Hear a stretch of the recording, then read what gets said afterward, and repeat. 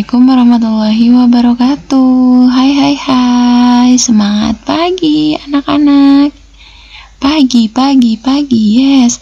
Alhamdulillah, hari ini bagaimana kabarnya anak-anak?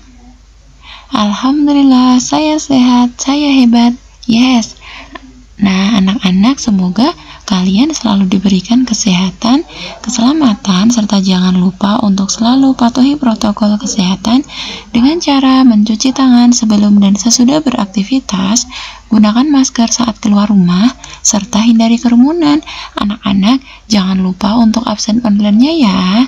Nah, hari ini sebelum pembelajaran kita mulai, seperti biasa, marilah kita mengawalinya dengan berdoa. Mulai. Selesai. Semoga dengan membaca berdoa, anak-anak diberikan kemudahan, kelancaran dalam menyerap materi pembelajaran kita hari ini. Amin. Nah, hari ini seperti biasa, supaya anak-anak lebih semangat, kita tepuk di rumah aja. Yuk, anak-anak masih ingat ya? Tepuk di rumah aja. Ayo kita lawan virus corona. Diam di rumah, jangan keluyuran. Bermain dan belajar bersama ayah bunda.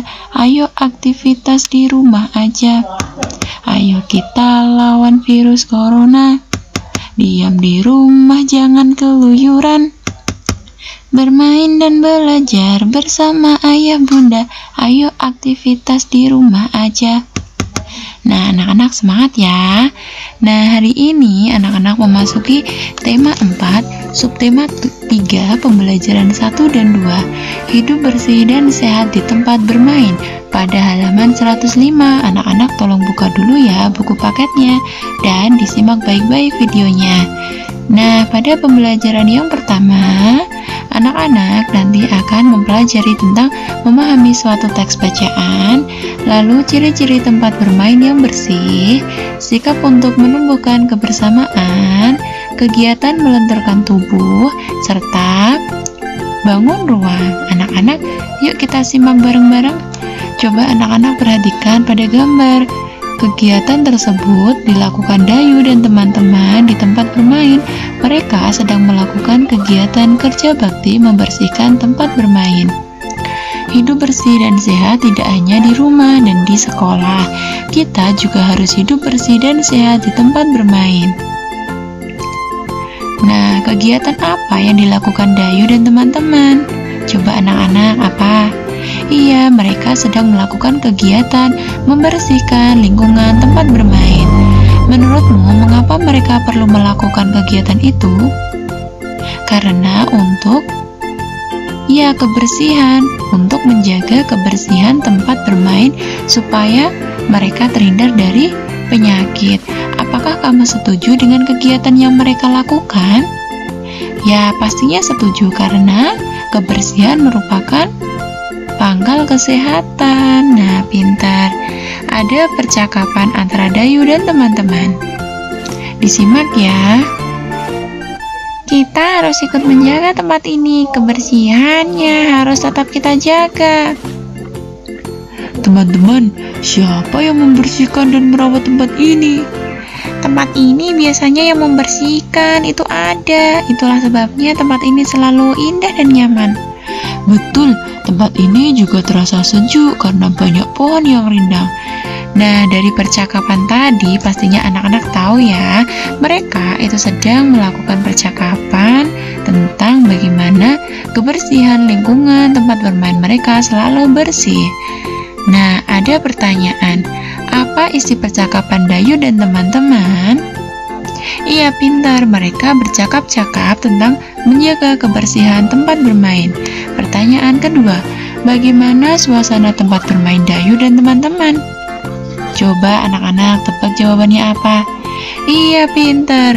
Tempat bermain, suasana tempat bermain Dayu dan teman-teman itu bersih, indah, dan nyaman. Pertanyaan ketiga, bagaimana pendapatmu terhadap isi percakapan Dayu dan teman-teman? Nah, pintar. Percakapan mereka sangat bagus dan baik.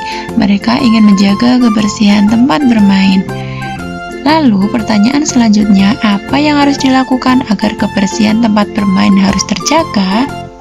Nah, pintar, tidak membuang sampah sembarangan, tidak merusak fasilitas di tempat bermain. Pertanyaan terakhir, apa pendapatmu apabila tempat bermain jarang dibersihkan? Ya, tepat sekali, tempat bermain akan kotor, rusak, dan menjadi sarang penyakit. Anak-anak paham ya dengan teks bacaan pada percakapan Dayu dan teman-teman? Pintar. Nah, sesuai percakapan antara Dayu dan teman-teman, di sini ada beberapa kosakata yang harus anak-anak pahami. Yang pertama, indah, nyaman, dan rindang. Nah, kata-kata tersebut itu memiliki arti. Artinya itu ada segar dan sejuk, banyak cabang, ranting, dan daun, bagus dipandang mata. Sekarang coba anak-anak hubungkan ya kata-kata yang ada di sebelah kiri dengan artinya yang ada di sebelah kanan. Kata indah, artinya apa anak-anak? Iya, pintar, indah itu bagus dipandang mata. Lalu ada kata nyaman. Nyaman itu artinya adalah, iya, pintar, nyaman itu segar dan sejuk. Otomatis rindang adalah banyak cabang, ranting, dan daun. Anak-anak paham ya? Nah, sekarang ada teks bacaan yang berjudul tempat bermain yang bersih. Anak-anak tolong simak baik-baik ya. Tempat bermain merupakan salah satu tempat yang kita butuhkan. Di sana kita bisa bermain dengan teman-teman. Tempat bermain juga bisa dijadikan tempat belajar dan rekreasi. Oleh sebab itu, kebersihannya harus kita jaga dengan baik. Tempat bermain yang bersih bebas dari sampah. Jika tempat bermain bersih, pengunjung akan sehat. Kebersihan adalah pangkal kesehatan. Oleh sebab itu, jika ingin sehat, kita harus menciptakan lingkungan yang bersih. Paham ya anak-anak? Kita harus menjaga lingkungan supaya tetap sehat. Nah, seperti pada gambar, Dayu dan teman-teman setelah selesai membersihkan lingkungan tempat bermain, lingkungan tempat bermain mereka menjadi bersih. Ciri-ciri tempat bermain yang bersih itu adalah yang pertama, tidak ada sampah berserakan. Lalu, lingkungannya selalu disapu jadi bebas dari debu dan kotoran. Yang ketiga, peralatan bermain tertata dengan rapi, serta disediakan tempat sampah. Pastinya banyak ciri-ciri tempat bermain yang bersih. Ini adalah beberapa ciri-ciri tempat bermain yang bersih dari Bu Guru. Anak-anak pastinya sudah tahu ya bagaimana ciri-ciri tempat bermain yang bersih. Nah, Dayu dan teman-teman mulai menggambar di tempat bermain. Mereka membuat karya 2 dimensi. Contoh karya 2 dimensi adalah gambar atau lukisan. Seperti pada contoh, ada anak sedang bermain layangan. Itu adalah gambar, serta di sebelah kanan adalah ada lukisan anak sedang bermain kapal-kapalan di pantai. Jadi, 2 contoh ini merupakan contoh gambar atau karya seni 2 dimensi. Yang sebelah kiri adalah gambar dan yang sebelah kanan adalah lukisan. Keduanya merupakan contoh karya 2 dimensi. Nah, alat dan bahan yang dibutuhkan adalah pensil, penggaris, rautan, pensil warna, cat air, dan buku gambar. Nah, kegunaannya itu nanti anak-anak pastinya bisa ya menyebutkan. Nah, karya seni 2 dimensi itu adalah karya seni yang memiliki 2 sisi saja, yaitu sisi panjang dan sisi lebar. Contoh gambar imajinatif atau lukisan. Tadi Bu Guru sudah menyebutkan beberapa alat dan bahan. Sekarang kita simak yuk fungsi dari beberapa alat dan bahan dari yang kita butuhkan. Yang pertama adalah pensil. Fungsinya untuk, ia pintar, membuat sketsa atau gambar. Penggaris untuk apa anak-anak? Iya, untuk membuat gambar tepi pada buku gambar. Lalu untuk apa anak-anak penggaris? Mohon maaf ya, tadi maksudnya penggaris itu membuat garis tepi pada buku gambar. Lalu buku gambar itu gunanya untuk media gambar. Kuas gunanya untuk merapikan saat mewarnai menggunakan cat air. Penghapus itu gunanya untuk menghapus gambar yang salah. Rautan pastinya tahu ya untuk apa, meraut pensil. Krayon itu untuk mewarnai sketsa. Serta palet itu merupakan untuk tempat menyimpan cat air. Anak-anak pastinya sudah tahu fungsi dari alat dan bahan yang kita butuhkan untuk menghasilkan karya seni 2 dimensi. Nah, anak-anak, Dayu itu menggambar jenjang dari kubus yang tersusun. Kubus merupakan contoh bangun ruang. Nah, Dayu menggambar apa? Kubus yang tersusun seperti ini. Anak-anak pasti bisa ya untuk menggambarnya. Nah, kubus itu kan bangun ruang. Bangun ruang itu ada bangun balok, ada kubus, ada balok, ada prisma, ada tabung, ada 5 segitiga, ada 5 segi 4, ada 5 segi 5, ada kerucut, ada pula bola. Nah, ini merupakan macam-macam bangun ruang. Nah, yang diberi warna itu merupakan alas dari bangun ruang. Ada alas dari kubus, balok, bola, tabung, kerucut, prisma segi 5, 5 segi 5, frustum, dan lain sebagainya merupakan contoh dari beberapa bangun ruang. Nah, seperti pada gambar ini ya, tolong anak-anak perhatikan dengan baik. Nah, itu adalah gambar bangun ruang kubus. Bangun ruang kubus itu mempunyai 12 ruas garis. Ruas garis itu artinya adalah rusuk kalau bangun ruang. Nah, kok bisa 12? Kita simak ya. Gini anak-anak, jadi ruas garis atau rusuk itu garisnya yang menghubungkan ini loh, ini garis. Jadi, ini dihitung 1 ya. Ruas garis AB atau rusuk AB, BC, CD, DA, itu ada berapa? Ada 4 ya.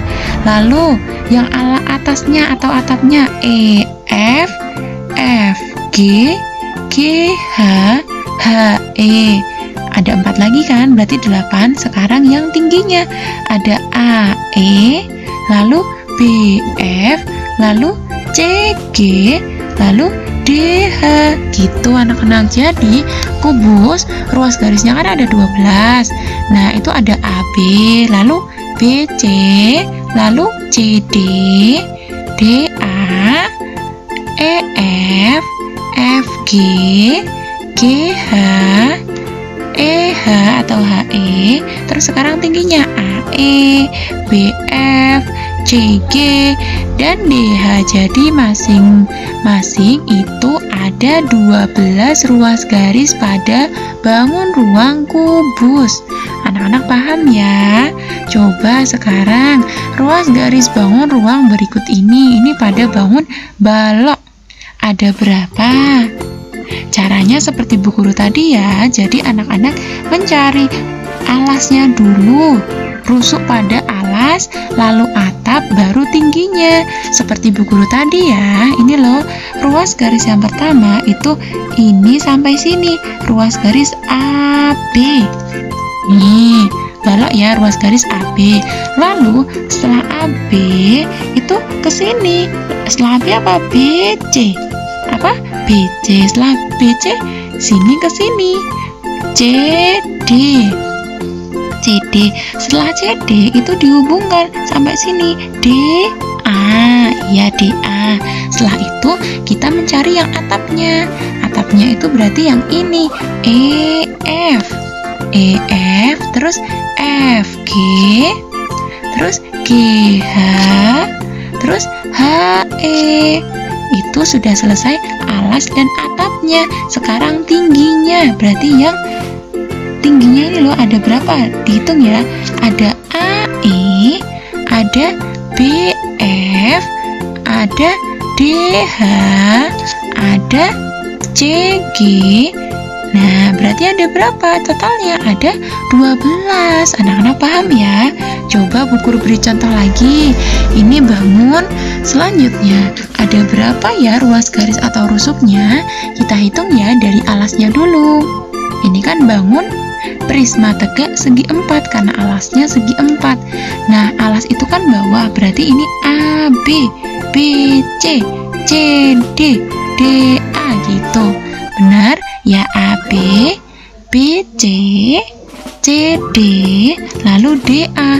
Sekarang atapnya seperti tadi sama ya, EF, lalu FG, lalu GH, lalu HE. Nah, sudah, sekarang baru kita mencari tingginya. Tingginya ada berapa? Yuk, yang pertama itu tingginya adalah AE, lalu BF, lalu CG, lalu DH. Nah, ada 12 ruas garis atau rusuk. Sekarang Bu Guru beri contoh lagi ya. Ini bangun ruang prisma tegak segitiga. Kenapa segitiga? Karena alasnya membentuk segitiga. Ada berapa ruas garisnya? Kita hitung dari mulai alasnya dulu ya. AB, BC, CD, ECA. Berarti AB, lalu BC, lalu CA. Sekarang tingginya, bukan tingginya, atapnya. Atapnya itu berarti DE, terus EF, terus FD. Nah, sekarang tinggal tingginya, berarti AD, terus BE, terus CF. Berarti ada berapa ruas garisnya? Ada 9. Paham ya anak-anak ya? Nah, sekarang pada pembelajaran yang kedua itu ada teks bacaan. Masih ingat ya, kita sedang membahas tentang tempat bermain yang bersih, aman untuk bermain.